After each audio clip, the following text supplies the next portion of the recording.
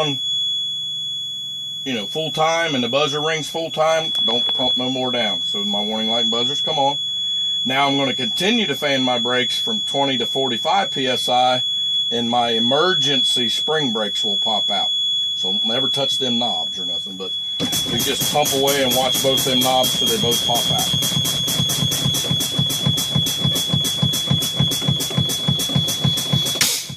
And they both come out.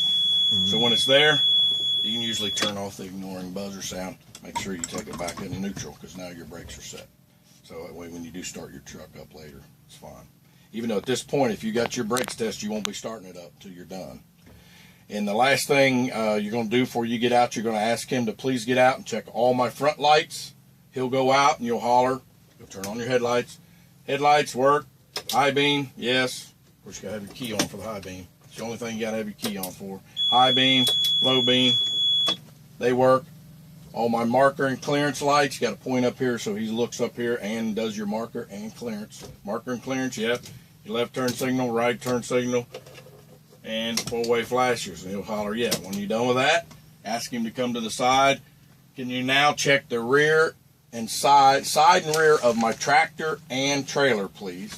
He'll go to the back and he'll be angled where he can see both. You go through the turn signals, the four ways, brake lights, marker and clearance, tail lights. He hollers, yep, yep, yep, yep. Then that's when you'll get out of your truck. That you have to do it. He'll stand back there detailing, please sir, come back up here and refinish my, at least that's what Ohio does. I'm not sure about anything. Every time you pass a light, you must talk about it. So you say lights and reflectors, always say light and reflector, not cracked, broken, missing, and of the right color. And I will check my steps and catwalk, make sure they're securely mounted, and will hold my weight. I will move right to my exhaust. My exhaust is securely mounted, no bolts missing. There's no signs of excessive soot, which would indicate an exhaust leak. I'm going to move to my air lines. My air lines are securely mounted to the truck and to the trailer. My glide hands are intact. I will check my rubber grommets to make sure that they're not cracked or frayed in the middle, and that my lines are not cracked or frayed. I would check my electric line, that is securely mounted to the truck, to the trailer. It's not cracked or frayed, securely mounted to the electric box on the trailer. Go whatever order. Frame and cross members I'm going to do next. My frame and cross members, no illegal drills or welds on my frame. My cross members are all present, no bolts missing. I go onto the inside of my frame. I'll talk about my torque arm.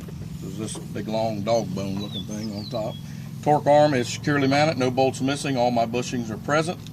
I go to my drive shaft and universal joint back here, securely mounted, no bolts missing, and it's not bent or cracked. Then I'm going to start on my suspension again. This is going to be the repetitive stuff here. My hanger and rear mount, securely mounted, no bolts missing. My leaf spring itself, it's not cracked, broken, missing, or shifted. My U-bolts and mount, they're securely mounted, not broke or missing or cracked. And then on this one here, you have a shock, which is back here. My shock absorber is securely mounted, no bolts missing, it's not leaking, and this is also air ride, so you got to talk about the airbag. My top and bottom mount are securely mounted, no bolts missing. My airbag itself is not cracked or frayed or leaking, since it has air in it. Then we go back here to our brake parts. You can kind of see the front. My brake lines, securely mounted, not cracked or frayed. Hooks to my brake chamber, securely mounted, not dented.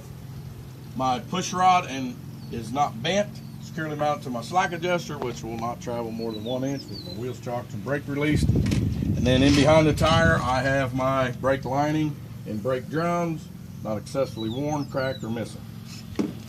And ABCs, my abrasions, bruises, and cuts on both tires. Don't pay attention to the cut. I have proper spacing between the tire and no debris.